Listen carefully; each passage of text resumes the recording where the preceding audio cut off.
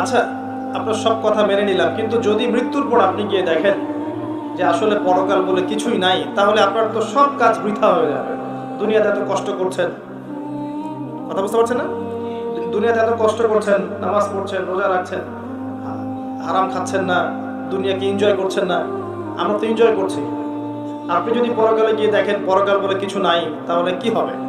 তখন উনি বলছেন যে আমি যদি পরকালে গিয়ে দেখি যে পরকাল বলে কিছু নাই, সেটা ওই অবস্থার চেয়ে ভালো হবে তুমি পরকালে গিয়ে দেখলা সত্যি পরকাল বলে কিছু আছে।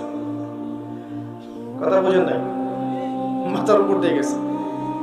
একজন নাস্তিক যদি পরকালে গিয়ে দেখে যে সত্যি পরকাল বলে কিছু আছে, কবরের আযাব আছে, জাহান্নাম আছে, আল্লাহ শাস্তি আছে, ওর অবস্থার চেয়ে তো এই অবস্থা ভালো যে গিয়ে দেখলাম আসলে কিছু নাই।